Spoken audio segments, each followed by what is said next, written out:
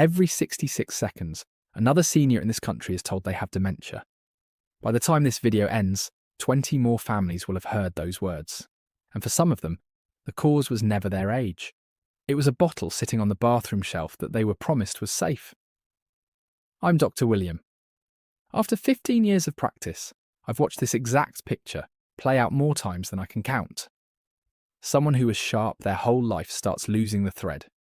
Names, appointments, the drive home they've made 1,000 times, and everyone around them calls it getting old. It wasn't. It was a medication. One almost nobody thinks to question, because a doctor prescribed it and a pharmacy filled it. Here is what the newer research keeps showing. One ordinary everyday class of drug can pull your memory and your learning down hard inside a single year, and most people taking it have no idea it is happening. Today I am walking you through the 9 medications most closely tied to rapid memory loss. Count it down from the ones that get quietly overlooked to the one I consider the most destructive of all. Watch for number 3. It is handed to millions of seniors for something that sounds completely harmless, and it may be shrinking the memory centres of your brain right now without a single warning sign. Before we start, tell me in the comments how old you are and which medications you take every day. I read them, and the age of this audience shapes what I cover next. Let's start at number 9, and don't let the low spot on the list fool you because this one is sitting in almost every medicine cabinet in America. Number 9 is diphenhydramine. You know it by its drugstore name, Benadryl. It is the little pink pill people reach for to fall asleep, to calm an allergy, or to take the edge off a cold. It costs a few dollars, it sits on an open shelf, and most people assume that because nobody needs a prescription for it, it must be gentle. Inside your brain, it is doing something very different. Benadryl belongs to a group of drugs called anticholinergics. That is a long word for a simple idea. They block a brain chemical called acetylcholine. Acetylcholine is the messenger your brain uses to lay down a new memory and to stay alert through the day. As we age, the brain makes less of it and leans harder on every bit it has left. So, a drug that blocks it lands far heavier on a 70-year-old brain than a 30-year-old one. The part that takes the hit is the hippocampus, the small seahorse-shaped structure where new memories are formed before they get filed away. In my practice, I've watched patients take a nightly antihistamine for years and slowly lose their edge, never once connecting the fog to the pink pill by the bed. The research connects it plainly. A 2023 paper in the Journal of Geriatric Cognitive Health followed older adults who used anticholinergic drugs regularly and found a 54% higher risk of developing dementia compared with people who stayed off them. More than half again the normal risk from something most of us treat like candy. Here's what to do. Read the label on anything you take to sleep and anything marked PM, nighttime, or allergy relief because those are very often just Benadryl wearing a different name. If you take it for allergies, there are newer antihistamines like loratadine, sold as Claritin, that do not cross into the brain the way Benadryl does and are far safer for the long haul. Never stop a medication on your own. Bring it to your doctor. But stop assuming that over-the-counter means safe for your memory. That is number 9. Number 8 is one your stomach loves and your brain quietly pays for. Number 8 is the proton pump inhibitors. The big names are omeprazole, sold as Prilosec, and esomeprazole, sold as Nexium. These shut down acid production in the stomach, and they get handed out for heartburn, reflux, and that burning feeling after meals. People stay on them for years, sometimes decades, because the moment they stop, the symptoms come roaring back. So it feels like the drug is the only thing holding the line. Here's the part almost nobody hears at the pharmacy counter. Your stomach needs acid to pull certain nutrients out of your food, and chief among them is vitamin B12, which protects the wiring of your nerves and your brain. Turn the acid down far enough, long enough, and your B12 quietly drops. So do magnesium and calcium, 2 minerals your brain cells depend on to fire and signal cleanly. Starve the neurons of those, and you get misfires, confusion, and memory slips that look exactly like early Alzheimer's, when the real cause is a nutrient your medication has been blocking all along. In 2016, a large study in JAMA Neurology examined more than 73,000 people aged 75 and older. Regular PPI users had a 44% higher risk of dementia than people who did not take them. And the trouble runs deeper than nutrients because PPs have also been shown to raise levels of amyloid beta in the brain, the sticky protein that builds up in Alzheimer's disease. So here is the move. If you take a PPI every single day, that is the conversation to have with your doctor. Many people can taper down onto a gentler class called H2 blockers, like famotidine sold as Pepcid, which is far less likely to affect your thinking. Chewing deglycyrrhizinated licorice, a natural compound that coats and calms the stomach lining, can ease symptoms with no cost to the brain at all. The goal is the lowest dose for the shortest time, not a pill you take forever out of habit. Number 7 is prescribed for a problem most people would rather not talk about. Number 7 is the bladder drugs, and the one to know by name is oxybutynin, sold as Ditropan. It is given to seniors who deal with a sudden urgent to get to the bathroom, the kind of overactive bladder that can reshape a whole day. The relief is real, and the embarrassment it spares people is real too. But oxybutynin works by blocking acetylcholine, the same memory chemical Benadryl blocks, and this one slips across into the brain very easily and parks itself right where memories are made. That makes it one of the more dangerous ones on this list for an older adult, especially when taken month after month, year after year. In 2019, the British Medical Journal published a study of people over 65 who took strong anticholinergic drugs like oxybutynin for more than a year. Their risk of dementia was 49% higher, close to 1 in 2. And here is what troubles me most. Almost none of them were warned. They were told a pill would calm the bladder. Nobody mentioned it might be dimming the mind at the same time. The fog gets blamed on age. People describe forgetting appointments, losing their keys 10 times a day, dropping the threat of a simple conversation. And everyone around them nods and says, well, you're getting older. It is rarely traced back to the prescription until real ground has already been lost. If you take oxybutynin and you have noticed your memory slipping, take that seriously because you do not have to choose between your bladder and your brain. Newer drugs like mirabegron, sold as Myobatric, work through a completely different pathway and do not block acetylcholine at all. For most older adults, they provide the same control with far less risk to thinking. Bring it up at your next visit. Number 6 might be the most surprising one here because it is one of the most prescribed drugs on earth. Number 6 is statins. Simvastatin and atorvastatin, sold as Zocor and Lipitor, are among the most prescribed medicines in the world, especially after age 60. And they do an important job lowering cholesterol and reducing the risk of heart attacks and strokes. Statins belong in a lot of people's lives, and this is not a case against them.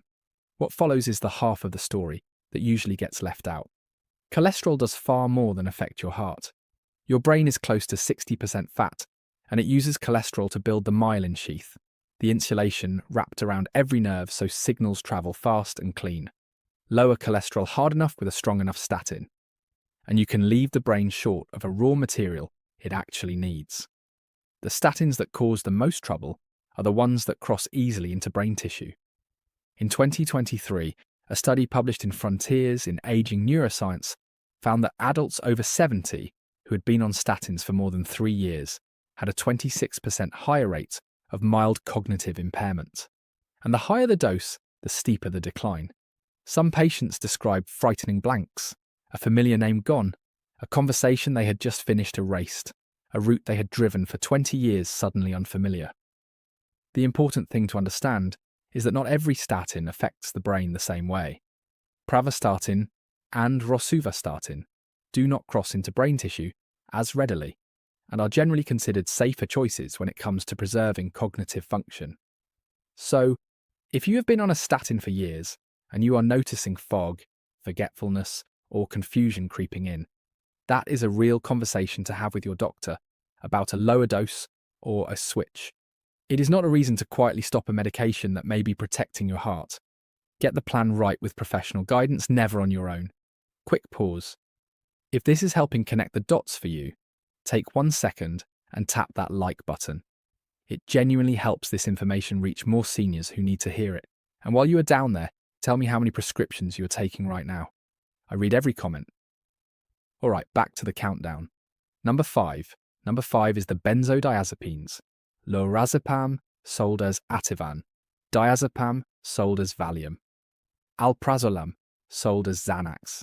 These are among the most commonly prescribed drugs in America for anxiety and sleep problems. They work by boosting GABA, the brain's natural calming signal that turns down an overactive nervous system. At first, they can feel like a rescue. The panic eases, the racing thoughts slow down, sleep finally comes. But over time, the picture begins to change. A 2022 study published in the British Medical Journal followed more than 8,000 seniors for 6 years and found that those who used benzodiazepines for longer than 3 months had a 51% higher risk of developing Alzheimer's disease. The longer-acting medications, such as diazepam, appeared to be even more problematic because they remain in the body longer and accumulate in fatty tissues, including the brain. What these medications do is create a slow chemical sedation of the entire brain. Learning becomes slower, mental flexibility decreases. Many people describe a sense of emotional flatness, as if they are moving through a fog and no longer feel entirely like themselves. The cruelest part is the exit.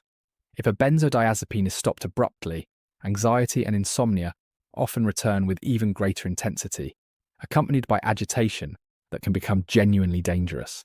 That makes the medication feel indispensable at precisely the moment it may be causing the greatest harm. So here is the rule, and it matters. If you've been taking a benzodiazepine for more than a few weeks, do not stop suddenly because doing so can be life-threatening. Work closely with your doctor to taper the medication gradually over weeks or even months. There are gentler alternatives. Buspirone, for example, can help with anxiety without causing sedation or mental clouding. There are also specialized forms of talk therapy designed for insomnia and anxiety that can restore calm without the cognitive cost. Now let's move to number 4. Number 4 is a single medication prescribed for 3 different problems, and it carries one of the heaviest hidden burdens on this list. Number 4 is amitriptyline, sold as Elavil.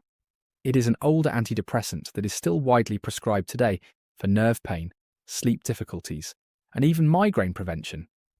That versatility is exactly why it became so widespread. It looks like a medication that can do everything. But beneath the surface, it is one of the most powerful anticholinergic drugs still in common use. That means it strongly blocks acetylcholine, the very chemical your neurons rely on to communicate with one another and to store new memories. It blocks acetylcholine so aggressively that with long-term use, memory problems stop being a rare side effect and begin to resemble an expected outcome. In 2015, a large study published in JAMA Internal Medicine followed more than 3,400 adults aged 65 and older. Those with the highest cumulative exposure to anticholinergic drugs such as amitriptyline over a 10-year period had a 54% greater risk of developing dementia, and almost none of them were ever told that the medication could do that. They were given it for sleep or for pain, then gradually noticed words disappearing, memory becoming thinner, concentration weakening, and they simply assumed it was part of getting older. It does not even require a high dose. A small nightly dose taken for years can quietly erode cognitive function without any obvious warning signs until the loss becomes significant. If you or someone you love takes amitriptyline, that is a conversation worth having soon. For nerve pain, options such as duloxetine or gabapentin may provide similar relief without the same anticholinergic burden. For sleep, melatonin or very low dose of doxepin, which is considerably gentler on this chemical pathway, may serve as alternatives. And for mood disorders, newer antidepressants such as sertraline or escitalopram are generally considered much safer for the long-term health of the brain. Number 3 is the one I told you to watch for because it is prescribed to millions of people for something that sounds completely harmless. Number 3 is paroxetine, sold as Paxil. It is one of the most widely prescribed members of a family of antidepressants known as SSRIs, used for both depression and anxiety. On the surface, it appears to be a modern, gentle option, far kinder than many older psychiatric medications. But here is the detail that is rarely discussed. Paroxetine is the one SSRI with strong anticholinergic activity. That single characteristic sets it apart from related medications, such as sertraline and escitalopram, because it affects the same acetylcholine system that every other medication on this list has been disrupting. In 2021, A large review published in Frontiers in Psychiatry examined older adults taking different SSRIs and found that paroxetine users demonstrated measurable declines in short-term memory, word recall, and attention within the first 12 months. Seniors taking paroxetine were 30% more likely to show early signs of cognitive impairment than those using other antidepressants. There is a painful irony in that finding. The medication is prescribed to help stabilize the mind, yet over time it may erode the very clarity it was intended to protect. The solution here is straightforward. In older adults, paroxetine is generally a medication worth avoiding when alternatives are available. The American Geriatric Society placed it on the Beers list, a formal catalogue of medications considered potentially inappropriate for seniors. And paroxetine appears there for precisely these reasons. If you take it, speak with your doctor about the possibility of switching to a safer SSRI such as sertraline or escitalopram, which are gentler and do not carry the same cognitive concerns. Supporting healthy levels of B vitamins, especially B12 and B6, may also help support mood alongside these changes. Number 2 is prescribed so quietly that many people taking it do not even realize what type of medication it is. Number 2 is antipsychotic medication. And this one concerns me deeply, because many individuals taking these drugs never knowingly agreed to take an antipsychotic. The names include quetiapine, sold as Seroquel, risperidone, sold as Risperdal, and olanzapine, sold as Zyprexa. These medications were originally developed and approved for serious psychiatric conditions, such as schizophrenia and bipolar disorder. Today, however, they are often prescribed off-label to older adults for sleep problems, mild restlessness, or agitation associated with dementia itself. Powerful medications designed for severe psychiatric illness are now frequently used in homes and nursing facilities for seniors who are simply confused, restless, or difficult for busy caregivers to manage. The cost can be substantial. In 2022, a study published in Lancet Healthy Longevity followed more than 25,000 older adults and found that those given antipsychotic medications for behavioral symptoms were 71% more likely to experience worsening cognitive decline within a year, even when they had no history of dementia before treatment. These medications can also increase the risk of stroke, sudden cardiac death, and the profound sedation that contributes to falls and hospitalizations. They work by suppressing dopamine, a chemical involved not only in mood regulation, but also in focus, planning, and memory. Reduce dopamine enough, and the brain becomes slower and less responsive. That is why some individuals taking these medications can appear dull, emotionally flat, or almost absent while their families grieve the gradual disappearance of someone who is still physically present. If you or a loved one is taking one of these medications, the first step is to ask the prescribing physician a direct question. Why was this medication started? And is it truly necessary, or is it being used primarily for convenience? Many behavioral symptoms can often be improved without medication at all through consistent daily routines, reduced noise and overstimulation, treatment of hidden pain, and better management of sleep and lighting. When medication is genuinely required, the lowest effective dose for the shortest possible duration helps reduce harm. Far too often, families are never informed about what these medications can do to the brain. They watch a decline they believe is simply aging when the true cause may be chemical. Now we arrive at number 1. Number 1 is not a single medication at all, and it may be the biggest hidden driver behind every story I have discussed today. Number 1 is anticholinergic polypharmacy. It is the danger almost nobody talks about, and it may be one of the leading causes of medication-induced memory loss in older adults. You are probably expecting one final villain, one single worst pill. The reality is more subtle. The greatest danger often comes from the slow accumulation of multiple anticholinergic medications taken together while nobody calculates the total burden. Polypharmacy simply means taking many medications simultaneously. Anticholinergic burden refers to the combined effect of all of those medications blocking the same memory-related chemical at the same time. Imagine a very common scenario. A senior takes Benadryl every night for sleep, oxybutynin every day for bladder control, and amitriptyline for nerve pain. Individually, each medication may produce only a small and barely noticeable effect. Together, however, those effects compound, and the burden on the brain rises rapidly. In 2022, a study published in Age and Aging tracked more than 280,000 older adults and found that those with the highest anticholinergic burden had a 120% higher risk of dementia within 10 years, more than double the risk, and the overwhelming majority had no idea they were taking anticholinergic medications at all. No one had ever explained it to them. When acetylcholine is blocked from several directions simultaneously, the brain does not simply slow down. Neurons can begin to weaken from underuse, connections may shrink, and the brain can settle into a quiet, underpowered state that looks remarkably similar to Alzheimer's disease during cognitive testing. Here is the hopeful part, and it is the reason I made this video. Medication-induced cognitive decline is often reversible when it is identified early. Reduce the burden, and many people regain clarity, energy, and memory within weeks or months. The brain is far more resilient than many people realize, but only when the source of harm is removed. The solution does not require a miracle. It requires a careful medication review. Sit down with your doctor or pharmacist and review every prescription medication, every over-the-counter product, and every supplement you take. Add up the total anticholinergic burden. Simple scoring tools are available to help identify that risk. Once the problematic medications are identified, unnecessary drugs can be reduced or discontinued under medical supervision. Safer alternatives can be introduced, and the brain can be given an opportunity to recover. This may be the most preventable threat to the aging brain on this entire list, and that is exactly why it holds the #1 position. Now, I want to hear from you. Of these 9 medications, which ones are currently in your medicine cabinet? Have you noticed brain fog or increasing forgetfulness after starting a new medication?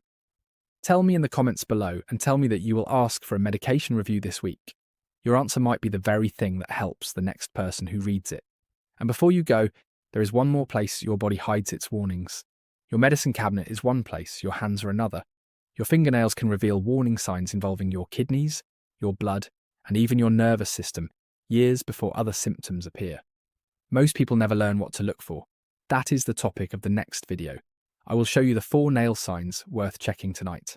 I'm Dr. William. Stay sharp and I will see you there.